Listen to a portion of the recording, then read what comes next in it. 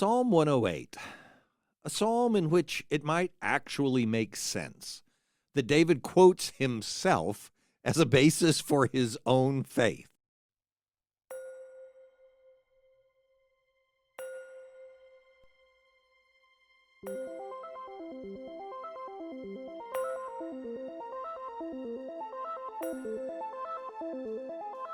Welcome to Coffee with Creamer, where you get to sit down with our host, Dr. Barry Creamer, for a conversation about faith, life, and culture. We'll look at old ideas through a new lens, turn those culture wars on their head, and paint a picture of the way things could be. If you like your thinking deep and your coffee hot, pull up a chair. You're in the right place.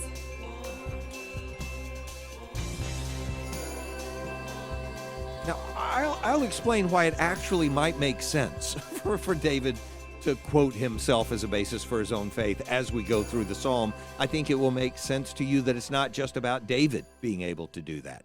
All of us can kind of follow that same pattern, but seeing it realized in David is important, and it is. I mentioned the ironic sense of that, though, quoting yourself as an authority, because there are a few times, I was going to say so many, but it's not that many. There are a few times when I've been having discussions with people, and sometimes about fairly in-depth issues, and what they have done to make their case is say, well, I wrote a book about this, and I say in that book, and then try to make their point, to which I want to say, you're quoting yourself as the authority for your own opinion. I realize you wrote it down and someone thought it was worth putting on paper, probably at your own expense for publishing it, but that doesn't really make the point. So there's an irony built into the idea that David would write this psalm about establishing his faith, why his faith is worth having, on the basis of things that he had said in another psalm about his own faith. Now, here's the reason I say that's what's going on.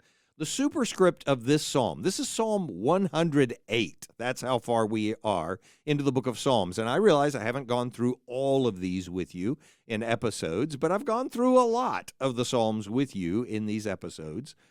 This 108th Psalm is in a book of the Psalms that doesn't have a lot of David's Psalms in it. David's Psalms are early on in the book of Psalms, and they're very organic, and you can sort of feel David out in the field writing these psalms when he does. They are of a different style than the kinds of psalms we see from the sons of Korah and things like that, which are more artistic and more refined.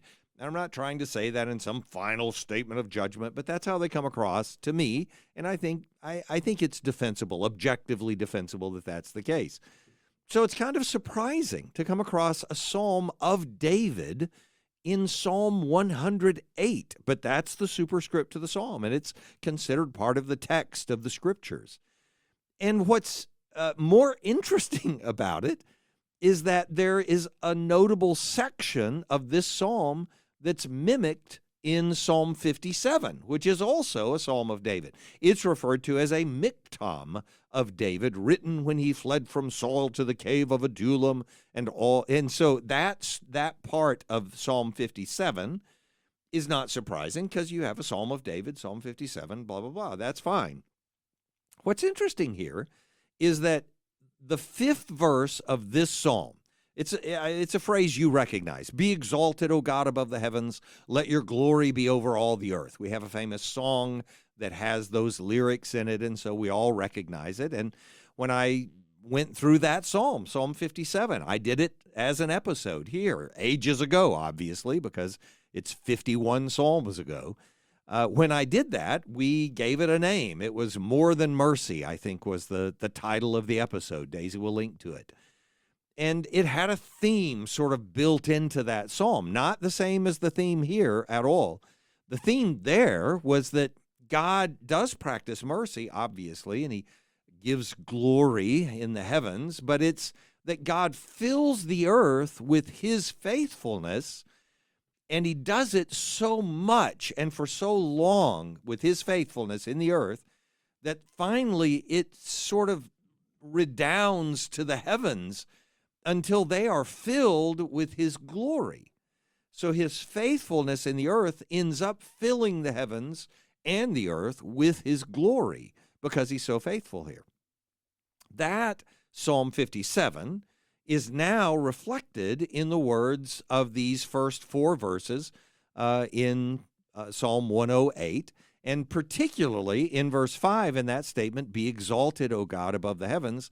Let your glory be over all the earth."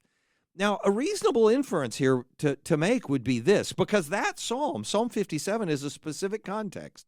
As I said, in the superscript to that psalm, it says it's written when he fled from Saul to the cave of Adullam, or it says to the cave, but it's to the cave of Adullam, when he's running away from Saul. That's when, at the very beginning of his time as the man who would become king, he's already been anointed and set apart by Samuel, but he would become king. That's when all the rabble are gathering to him. Remember, his family comes to him while he's hiding in the wilderness there. And then all the poor and the thieves and the people who were accused of this and that, they all come and gather to him. We talked about all the messianic nature of that role that David plays. That's all right at the beginning of his life and ministry and service and so on. This is later. You can tell by the names that are brought up, by the references that are brought up in it, that this comes later in his reign, this psalm, Psalm 108. And so it's a reasonable inference to make that when he faces, and it does look like they are similar, when he faces similar difficulties later in his life, that he returns to the language of that miktam, that psalm that he had written before, a psalm that gave him comfort or encouragement that God was going to continue to be faithful to him, even while he's fleeing from Saul, while he's having to run from someone who wants to kill him, and he hasn't seen the fulfillment of all the things that Samuel has said to him. "Oh, you're the next king, you know." He hasn't seen the fulfillment of it, so he writes that psalm. So later in his life, not much later, I'm not saying he's an old man at this point, but later in his reign, when he's trying to lead Israel and they're having challenges, trying to achieve the things that God has already promised they're going to achieve, that he would be able to look back to that earlier psalm and say, you know, this is not the first time we've been through this. So let's see where it leads us, right? And then so he's going to use that language again. So let's see where it leads us. And I think it's a fairly fascinating place. So the first 4 verses, this is a fairly brief psalm. I think it's 13 verses. The first 4 verses are they sound pedantically affirmative of faith. They just step out there and say, "My faith is unshakable," right? So here are the first 4 verses. I'm going to sort of make fun of these. I'm not really making fun of them. They're a beautiful statement of faith, obviously. But there is a part of it that, as you read the rest of the psalm, you realize this is a justifiable understanding of what's going on in these statements. So what he says here is, it's like a protestation. My faith is plenty. I've got plenty of faith. So here's how he says it, this declaration of his faith in God. My heart is steadfast, O God. Again, I'll come back and say why I'm chuckling in a minute. My heart is steadfast, O God. I will sing and make melody with all of my being. I have no doubt whatsoever. I sing and make melody with all of my being. Awake, O harp and lyre. I will awake the dawn. I will give thanks to you, O Lord, among the peoples. I will sing praises to you among the nations. For your steadfast love is great above the heavens. Your faithfulness reaches to the clouds. Those are the first 4 verses. In each of those 4 verses, there's a parallel. So there's a lot of repetition of the same idea. My heart is steadfast, O God. I will sing and make melody with all my being. Those are really the same idea. Everything in me believes in you, O God. I'm not shakable. The second verse, awake, O harp and lyre. And then the statement, I will awake the dawn, which is a very promising type of message. So there's nothing negative about this, but it is the same statement twice. And then verse 3 does the same thing. So I'm going to give thanks to you, O Lord, among the peoples. I will sing praises to you among the nations. He says it twice. In verse 4, your steadfast love is great above the heavens. Your faithfulness reaches to the clouds. Again, the same concept mentioned twice. So there's a lot of redundancy built in here, and that's not, that's fine. That's poetic. That's how you do things. You say it emphatically by repeating the concept twice and giving it in slightly different language so you have a different way of understanding just how sincerely, beautifully, poetically, aesthetically it has been stated, right? That's the idea. There is, and especially this, in those first two verses, and particularly in verse 2, the idea that he is awaking the dawn. Awake, O harp and lyre. I will awake the dawn. There is an anticipation of what is present in the rest of the psalm very strongly, and that is something is dark. There's the light has not shined yet, but I'm going to take out these words of this poem, in this case, but I'm going to take out my instruments and play my instruments, and we're going to introduce beauty to this world again as if it's not already beautiful. So that little bit of a head nod to the rest of the psalm, which has to do with what God hasn't done yet. We'll get back to that in a moment. The rest of the psalm is about that. Who's going to lead me into this place of victory that I'm supposed to have, and so on. But this part of the psalm is really staunchly seated in that place that says, my faith is already done. I'm already secure. I'm already absolutely committed to the belief that all of this is going to be fine. So I'm suggesting to you, it's sort of the language that I think we get from Hamlet, right? So or maybe it's Macbeth. I can't remember now which one it is. In the first two verses, my heart is steadfast. I'll sing and make melody with my being. Awake, O harp and lyre. I will awake the dawn. It's sort of like the lady doth protest too much, methinks, Your faith is steadfast. Okay, man, I believe you. You don't have to say it over and over again. I mean, what's going on here? That a person's first words are, no, my faith is not shaken. Nobody said your faith was shaken. Well, maybe somebody did. And maybe that somebody is the person who's writing the psalm. Maybe there's a part of your being that's doubting. Something's gone wrong. No. I sing and make melody with all of my being. I'm going to awake the dawn. Well, who said it was dark? So the point of these first four verses is to make this declaration about how absolute our faith in God is, but there is an undertone to it, and it's not even that under. There is an undertone to it that says, I need my faith to be unshakable. I need to rely on something that's not showing up for me right now the way that I want it to. And in verse 4, you get a little of that also. And again, the idea that this is more than just a basic expression of resolute faith. That it's what it says in verse 4, that his steadfast love is great above the heavens. Your steadfast love is great above the heavens. Your faithfulness reaches to the clouds. The idea in verse 4 is that his faithfulness is reaching to the clouds. But the idea in verse 3 was that I need to tell the nations about it. There's someone there who wouldn't know this, and yet his faithfulness is all to the clouds. It's in the heavens. It's everywhere, right? But somehow I will give thanks to you, O Lord, among the peoples. I will sing praises to you among the nations, those places where in some way, maybe they haven't heard it yet, maybe they haven't seen it yet. I don't know. It's not dramatically stated, but it certainly does seem to be more than a basic expression of how resolute his faith is in verses 1 through 4.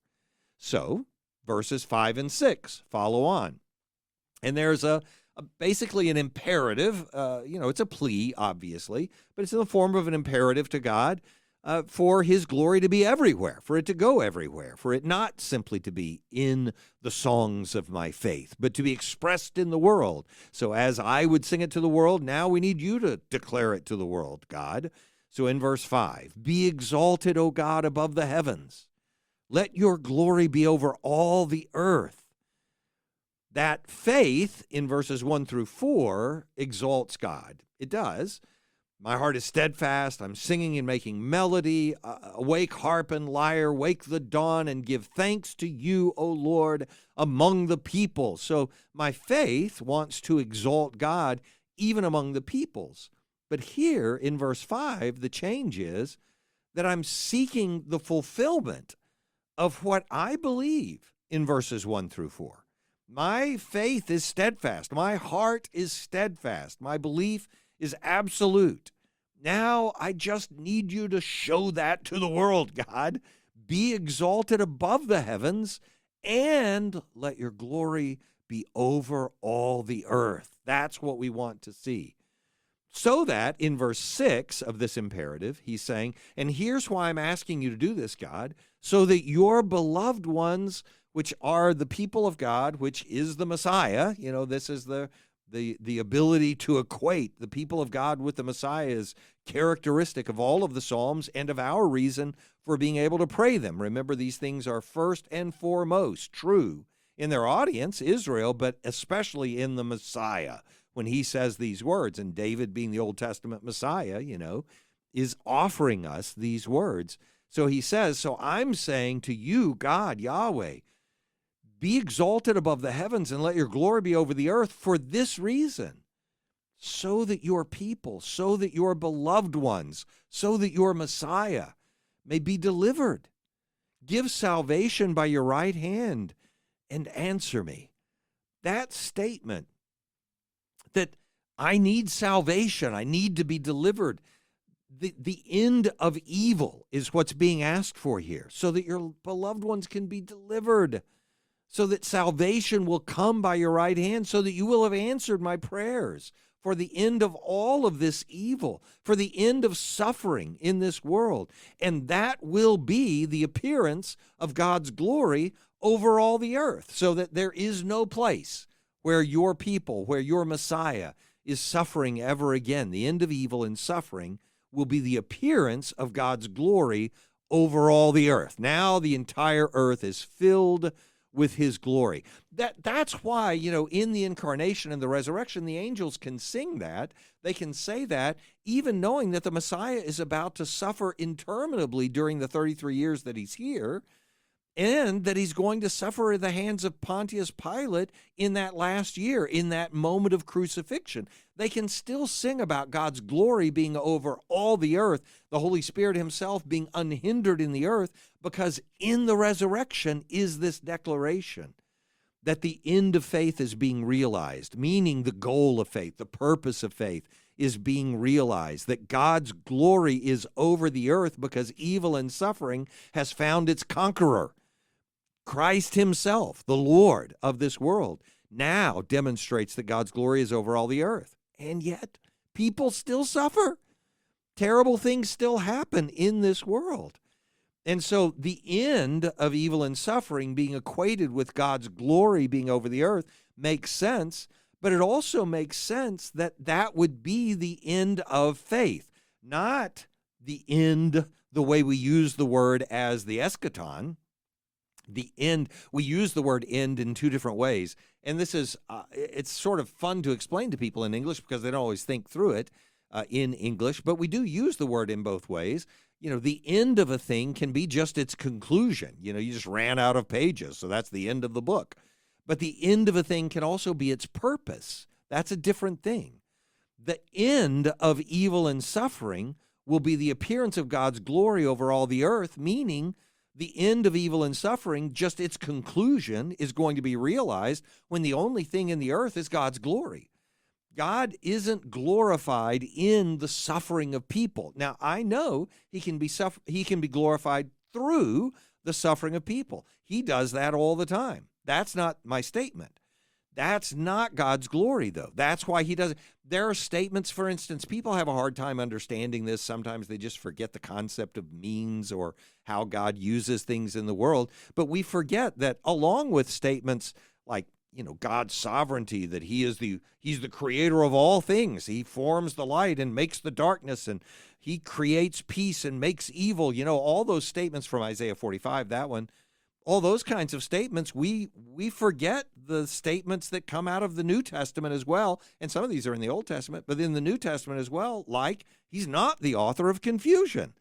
There are things that are not the glory of God being revealed in the world, which is why the glory of God being revealed in the world is a unique reality that David is able to pray for here. There are some things that are not the glory of God being revealed in the world. We'd like for all those to cease. and for only the glory of God to be revealed in the world. That's why this imperative to God is so important. Be exalted, O God, above the heavens, and let your glory be over all the earth. So that glory being revealed over all the earth will be the end, meaning the conclusion, just the finality of it, of all evil and suffering. It will be gone. That's the Revelation 21 statement. No more death, sorrow, crying, tears, all of that's gone. We look forward to that. But that, God's glory being over all the earth, is also the end of our faith. Not meaning its conclusion, well, I can't have faith anymore, God's glory is fully revealed, but meaning the purpose of it. That's what we believe in. The purpose of our faith is to arrive at that place where we know God's glory is going to be over all the earth. So how those fit together, I think, is the point of this psalm. It's integral to this psalm. So middle section of the psalm is verses 7 through 9. And it's, instead of an imperative about God fulfilling his promises and showing his glory over all the earth, is a declaration about God's promises. So now the psalmist, the Messiah, is giving us the words to understand among ourselves from him this truth of what God has offered to us. God, this is starting in verse 7, has promised in his holiness, with exultation I will divide up Shechem and portion out the valley of Succoth. We read through these, and this is the part where, when you have a layperson reading, a lot of times it's like, I'm going to skip the names, okay, y'all, and we'll just go do something else. I understand that. Believe me, I get it. Nobody wants to pronounce all these things. Fortunately, these are all pretty simple to pronounce. They're not a problem. But the names are important in this case, and where they go is important. So we're going to read it and sort of focus on it for a few minutes. So God has promised in his holiness, he says in verse 7, with exultation, in quotation marks, this is what God has promised in his holiness. With exultation, I will divide up Shechem and portion out the valley of Succoth. Gilead is mine. Manasseh is mine. Ephraim is my helmet. Judah, my scepter. All of those have specific and important content to them that we need to talk about. We'll come back to them in just a moment. Then he says in verse 9, Moab is my wash basin. Now, we can take these as such insulting statements, and maybe they are. We don't know for sure how they're intended. It's possible that he's saying, I'm just going to throw my cast out there on Moab, and upon Edom I cast my shoe, like someone threw their shoe at George W. Bush, back in the day. It's an insult to, show the sole of your foot. Maybe it is that kind of insult. We don't know for sure what these idioms are expressing. But clearly, they do express this, though. They express dominion. They express that it's my possession. I can do whatever I want with it. So Moab is my wash basin. Upon Edom, I cast my shoe.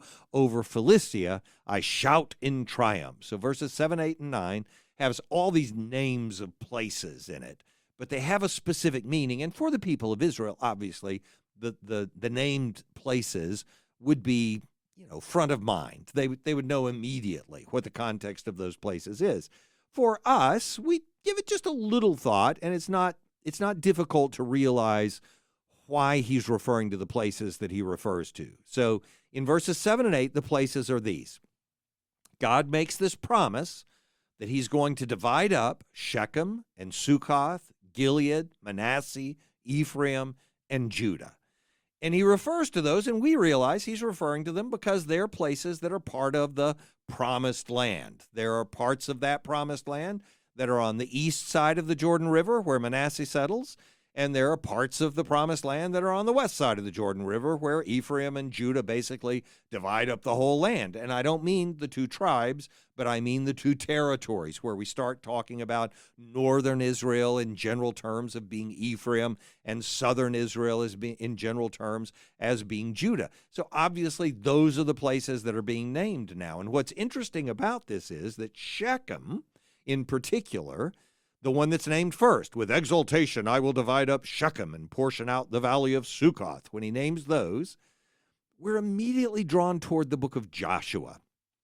The references are so direct to those places, and they are so important in the book of Joshua. And then the references to all the other places that come up in the book of Joshua make it fairly easy to see that David would be pointing back to Joshua settling into the land with the people and establishing the covenant with them at this place, at Shechem, where he establishes the covenant, and naming the other places when he's talking about that covenant being fulfilled in God. So, in Sukkoth, which is the settlement of Gad, that's east of the Jordan River, where, Gad and Manasseh, they partially settled there.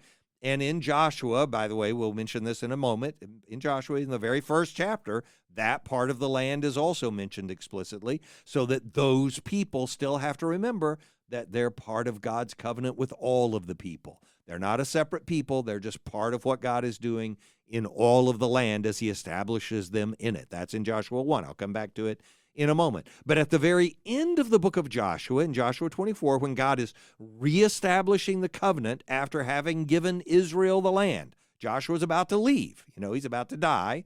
And as he does, he puts all the people in front of him and he says, now let's reestablish that covenant. Remember, we established this at Ebal and Gerizim. We were going to do this, and so we've got to reestablish this covenant. It says in Joshua 24, the very last chapter of the book of Joshua, we're going to take a fairly substantial amount out of Joshua 24 here. He says, Joshua gathered all the tribes of Israel to Shechem, this place that's been named in the psalm. David writes, long after Joshua and after the kingdom has now been established, right? So after the period of the judges has gone by, and then Samuel, and then Saul, and now David is the king, he points back to Joshua and says, when Joshua first brought us into this land and had won all those battles, and we were established in this land, he stood up before us and said this about what God had promised to us in his holiness. He had promised to us Shechem and Sukkoth and Gilead and Manasseh and Ephraim and Judah. Now here's how Joshua actually describes this renewal of the covenant. In Joshua 24, he gathers all the tribes of Israel to Shechem, and he summoned the elders, the heads, the judges, the officers of Israel. They presented themselves before God, and Joshua said to them, thus says the Lord God of Israel, long ago, your fathers lived beyond the Euphrates. And he takes them through their journeys across the different bodies of water, across the Euphrates to get to this promised land, down into Egypt, and then across the Red Sea to get to the wilderness, and now across the Jordan River and the flood that was there, and so on. And he says in verse 11, and you went over the Jordan and came to Jericho. And the leaders of Jericho fought against you, and also the Amorites, the Perizzites, the Canaanites, all these name places again, Hivites and Jebusites, and I gave them into your hand, and I sent the hornet before you, which drove them out before you. I made a promise to you, and I've done it. This is what he's saying. The two kings of the Amorites, it was not by your sword or by your bow. I gave you a land on which you had not labored, and cities that you had not built, and you dwell in them now. You eat the fruit of vineyards and olive orchards that you did not plant. So, what are we supposed to take from that? Now, first of all, he's saying, I made you a promise, and I kept the promise. Now, I want you to keep the covenant. So in verse 14, now, therefore, fear the Lord and serve him in sincerity and in faithfulness, and put away, this is the part of Joshua 24 you probably know better than any other part, put away the gods that your fathers served beyond the Euphrates and that they served in Egypt, and instead serve Yahweh. And if it is evil in your eyes to serve the Lord, choose this day whom you will serve, whether the gods your fathers served in the region beyond the river or the gods of the Amorites in whose land you dwell now. But as for me and my house, Joshua says, we will serve Yahweh. That's what we're going to do. Now, all of that covenantal renewal that Joshua does is on the basis that God had promised to give them this land, and he gave it to them. And he renews that promise and reminds them about it at the specific place of Shechem. And, by the way, when you want to add to that Gilead and Manasseh, you go back to Joshua 1, and you hear Joshua saying to them, in fact, there's another part I want to include with this in just a minute. I'll bring it up in a moment, about the burials at the end of Joshua 24. But let me just take a leap out to Joshua 1 for 1 minute and remind you that in Joshua 1, when they were first going into the land, Gad already had decided to settle on the east side of the river, and Joshua had blessed them with that. But he said to them, but don't forget that God expects you to go into the battle with your brothers as they fight for the land that's on the west side of the Jordan River as well. And if you don't, God will remember and he'll hold you accountable and so on, because that's part of the covenant. You have to stay faithful through all of this. Then what happens in Joshua 24 is all the burials at the end of the chapter. And these are the close to the chapter, so they're really important. Joshua 24 in verse 29 says, "After these things, Joshua the son of Nun, the servant of the Lord, died being 110 years old, and they buried him in his own inheritance at Timnath-Serah, which is in the hill country of," it's in the Psalm, "Ephraim." That's what he's referring to. So I promised you, Shechem, I promised you at Sukkoth, and I promised you, Ephraim, and I promised you, Judah. You're going to have all of this, right? So in verse 31, Israel served the Lord all the days of Joshua, all the days of the elders. This is in Joshua 24 again. All the days of the elders who outlived Joshua and had known all the work that the Lord did for Israel. And as for the bones of Joseph, because, remember, the land is promised to Israel. So here's this guy who led them down into Egypt and blessed them there and so on and all that time. But he said, bury me in the land of our people. Don't bury me here in Egypt. So they carry his bones out. And where do they bury him? At the place that's mentioned here, Shechem, in this psalm. They buried him at Shechem in the piece of land that Jacob bought from the sons of Hamor, the father of Shechem. For 100 pieces of money, it became an inheritance of the descendants of Joseph. And Eleazar, the son of Aaron, died. Where did the priests get buried? They bury him at Gibeah, the town of Phinehas, his son, which had given him in the hill country of Ephraim. So all these places that are mentioned here, and then David, obviously, is of Judah himself. Gilead, Gad, Manasseh settled there. Ephraim, the northern kingdom of Israel. Judah, the southern kingdom of Israel. All of them are about what God has already done. All of that's in verses 7 and 8. But we did verses 7 through 9. So we haven't done verse 9 yet. Why are 7 and 8 distinct? Because all of the named places in verses 7 and 8, God's already given them. God's already given David. They're already possessed. And that parallels what David is saying in the first 4 verses of the psalm, where he's saying, I already have faith. You've already led us into these places. I have no reason to doubt you, God. You promised these would be ours, and they are ours. This is the faith of God's chosen people. We are your people in your land with your Messiah, your King, who's ruling over us. We believe in you, and David can say that. That's all the faith that's there. That's why, when you're reading in verses 7 through 9, God promised in his holiness that he would give us Shechem, that he would portion out the valley of Sukkoth, that Gilead would be his, that Manasseh is his, that Ephraim is his, that Judah is his. And lo and behold, it's all his. He's done exactly what he said. We don't have a reason to doubt. All of that's there in verses 7 and 8. That's the same as saying in verses 1 through 4, my faith is steadfast. But then, after this, he promised he would give them the land. He gave them the land. But he also promised this. Now, this is in the language of verse 9. God has promised, Moab is my wash basin. Upon Edom I will cast my shoe, and over Philistia I shout in triumph. Now the promise extends to where they haven't seen it realized. Now, in David's lifetime, they do. I know that. But in this psalm, they have not. You can tell because in the next verse, in verse 10, he says, who will bring me to the fortified city? Who will lead me to Edom? And have you not rejected us, O God? The things that are going to follow say that when David gives us this psalm, he's facing a crisis that doesn't show in any obvious way its resolution without God's miraculous involvement, but he still wants to believe the promise that God has given. God's made it clear that they will have these things, but he hasn't done it. Now, there are a lot of ways to say that, but this is, fairly harsh. God promised, and he hasn't done it. That's the point. And that matches what we were saying earlier on in verse 6. So in verse 5, be exalted, O God, above the heavens. Let your glory be over all the earth. Verse 6, so that your beloved ones can be delivered. Meaning, where's your glory? Give salvation by your right hand and answer me. Meaning, you're not exalted over everything right now. Something's not right. But I will exalt you. I'm going to do it. I'm going to take out my harp, and while it's dark, play the music because I know the dawn is coming. That's what he's doing in those first 4 verses. And so in contrast with, the opening statement of absolute faith comes the plea for deliverance. And in contrast with the promise that God is going to give us all the lands he's already given us, comes the reality that God has also promised things that he hasn't done yet, which we see in verse 9. Moab is my wash basin. Upon Edom I will cast my shoe. Over Philistia I shout in triumph. These are the places where their greatest enemies are. Sometimes they're frenemies, but in this case, they're enemies for sure.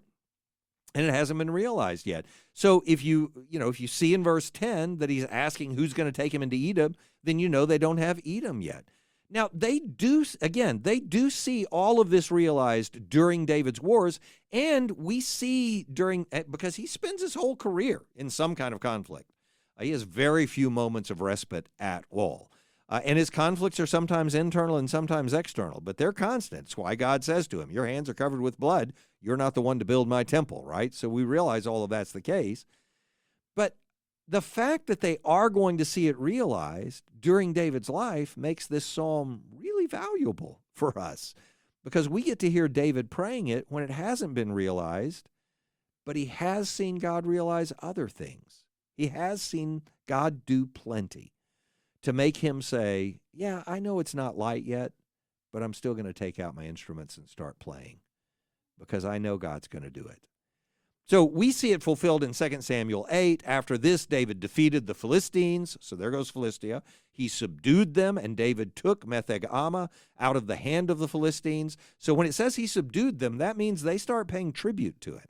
So he owns Philistia at that point. In 2 Samuel 8, the next verse, it says, and he defeated Moab. This is kind of a weird one. I'll explain why in just a second. He defeated Moab, and he measured them with a line. This is ugly. Making them lie down on the ground. 2 lines he measured to be put to death, and 1 full line to be spared. And the Moabites became David's servant and brought tribute. So he conquers Moab the same way. Now, that's pretty ugly. I mean, we have captives. They are in our possession, and we're taking 2/3 of them and executing them. And the other third, randomly, we're letting live to go back so that they can pay tribute, so they can still live. There are a lot of different ways to interpret that, one of which is war is absolute in their day. You either win and kill everyone or you lose and everyone is killed. And he didn't do that, at least. You can say that. That's not super comforting to me, or I think probably to most of us. The other odd thing about it is, I mean, for crying out loud, Moab, those are his own people. This is Ruth's people, his great-great-grandmother. I mean, what's going on here? And you can say, well, that's 3 generations, 4 generations removed. No, it's not. When David's running from Saul, remember where he drops off his parents. He drops them off with the king of Moab. Hey, my parents need somewhere to stay. Can they stay here safely? Now, the rabbinic tradition or midrashic tradition says, at least in some cases, says, maybe the king of Moab didn't keep that promise. Maybe he killed David's parents. Maybe abused them in some way, and so David comes back to take vengeance on them. It's sort of backfilling the story. We don't know what happened. I don't know what happened. But in that moment, it seems like they're friends. And in this moment, they're definitely not friends. But he definitely wins over Moab. He owns Moab at this point. And the last one also, the Edomites. David this is in the same chapter, 2 Samuel 8, down around verse 13. David made a name for himself when he returned from striking down 18,000 Edomites in the Valley of Salt. And he put garrisons in Edom, and throughout all Edom he put garrisons, and all the Edomites became David's servants. And the Lord gave victory to David wherever he went. In all 3 cases where God made a promise that as David is writing the psalm, he hasn't fulfilled, we know by the end of David's reign, he has fulfilled it. So it gives us a perspective on reading the rest of the psalm and understanding what it's supposed to mean for us. So in the last part of the psalm, verses 10 through 13, what are we supposed to take from all of this? So in verse 10, David, whose faith is unshakable, says to God, you are the one who's promised this. So he says now to everyone, who's going to bring me to the fortified city? And in saying it to everyone, he's saying to God, no one else can. You're the only one. So whoever it is that you choose to use to help, I know it's really just you, God, who's going to do it. So here's how he says it, starting in verse 10. Who will bring me to the fortified city? Who will lead me to Edom? Have you not rejected us, O God? You do not go out, O God, with our armies. This is, you promised, and yet it's not happening. Why isn't it happening? And as I've said over and over as we've gone further and further into the Psalms, God gives us this language. We don't have to pretend it's not the case. We all have things in our lives we believe God is going to do because of what God himself has said. He will comfort us. He will be with us. He will not leave us alone. And then we find ourselves alone, uncomforted. And we say to God, I know you're comforting me. I believe in you. I absolutely believe in you. And yet that thing is still down in our soul saying to us, scratching through the bottom of our heart and saying, you're alone. What do you mean you're comforted? You're miserable. Be honest. And to God, David is able honestly to say, I absolutely believe in you. I know your promises from the past, but for all the world, God, it looks like you've rejected us. Have you not rejected us, O God? You do not go out, O God, with our armies. And this is where we live in the world. That's verse 11. I haven't read 12 and 13 yet. But in verse 11, we have to pause long enough to say, that's where we live. We live in the promise, even having seen some of the promise fulfilled, but not seeing the other side of that promise fulfilled. We haven't seen it all. We still see the misery. We still see the suffering. We still see the failures. We still see places like Philistia and Edom not conquered. And we say, when are you going to take Moab? When is that going to happen? We don't have to pretend that that's not the case. We don't have to be Pollyanna-ish about it. We can be sincere in our grief and at the same time be what other people might hear as Pollyanna-ish, absolute in our faith. No. He will do it. Well, how do you know that? I mean, he hasn't done it yet. So how would you know if he hasn't done it yet? So here's what David says in verses 12 and 13. Oh, grant us help against the foe. For vain is the salvation of man. I'm not looking anywhere but to you, God. I have nowhere else to go. That's what God is always looking for. He says it over and over. He says it to the kings of Israel and Judah. I am looking for a perfect heart. Perfect doesn't mean pure without any stain whatsoever. Perfect means one that fully relies on God, has nowhere else to turn. You can go and read it in the story of Asa, which we've told on here before. The point here is that David says that vain is the salvation of man. Grant us help against this foe. And then in verse 13, a restatement of the confidence that he had at the beginning of the psalm. This is the return to the first four verses. With God, we shall do valiantly. It is he who will tread down our foes. I mean, and let's face it, this is the whole thing with David. His faith makes him charge into the battle where everyone else has reason to fear, and he has reason to fear. But because he believes God, he's just gonna go. And as he goes, everyone else joins him because they see that his faith is not in vain.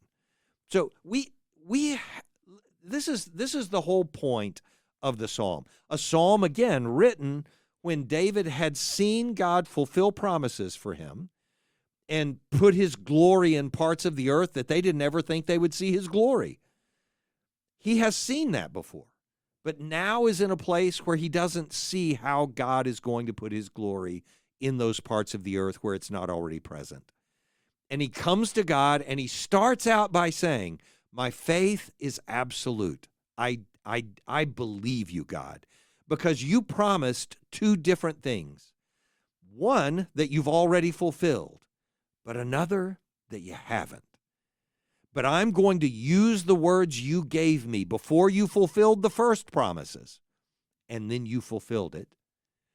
I'm going to use those words as my assurance in this case that you are still going to fill all of the earth with your glory. And that's where our faith lives. Our faith lives where those promises are in some cases fulfilled, and in other cases are not fulfilled. We have faith precisely because God has not yet fulfilled the remainder or the substance of his promise, but we still believe he will. That's the definition of faith that's given to us in Hebrews 11. These all died in faith. You know, this substance of things hoped for, the evidence of things not seen, that chapter. These all died in faith, not having received the things that were promised. He's talking about, in this case, Abel and Noah and Abraham. These all died in faith, not having received the things promised, but having seen them and greeted them from afar, and having acknowledged that they were strangers and exiles in the earth. Exactly what David is when he says, you haven't given this to us yet. Who is going to take me to these places we're supposed to go to? For people, as the author of Hebrews goes on, for people who speak thus make it clear that they're seeking a homeland. But if they had been thinking of that land from which they had gone out, Egypt, for instance, they would have had opportunity to return, or to the other side of the Euphrates for Abraham. But as it is, they desire a better country, that is, a heavenly one. Therefore, God is not ashamed to be called their God, because he's prepared for them a city, not because they've realized all of the things he's promised for them, but because he's promised it for them, and they still regard themselves as his people because of the promise. Just because of the promise. The perpetual irony of our faith is that we are most established in it when we don't need it, and in most need of it when we are least likely to have it. There is nothing I can do to explain faith more than that concept. God has made a lot of promises that he hasn't fulfilled. That sounds insulting, but it's not. This is the world we live in. We live between the promises. God has made a lot of promises he hasn't fulfilled, at least not in the way we're bound to believe he will ultimately fulfill them. Lions lying with lambs, death everywhere, dormant, pain, only a relic of past experience, hope, a word without meaning, because all we could ever hope for is already realized around us. So where do we find faith when we need it and don't have it? At least one place is looking back to the place we had faith because we didn't need it. Back to those times when God had done in all of his crazy and mysterious ways exactly what he said he would. First and foremost, and always from that day forward, in the incarnation, the death, the resurrection of the Messiah, promised from the creation itself, that's the promise we look back to and say, when I doubt anything else, when I lack the faith that I need the most now, I can look back in faith on that thing that absolutely proved God is going to finish what he started. In short, that kind of faith is the will to say, God, you've shown up in my life before. Now, be exalted, O God, above the heavens, and let your glory be over all the earth, including where my life is now. Thanks for joining us for Coffee with Creamer. Your cup of coffee may be finished, but we are not. Come back next week for a refill as we sit down to examine a new set of ideas and cultural issues. Don't miss an episode. Subscribe wherever you get your podcasts or visit our website at barrycreamer.com. Until next time, keep your mug hot and your mind sharp.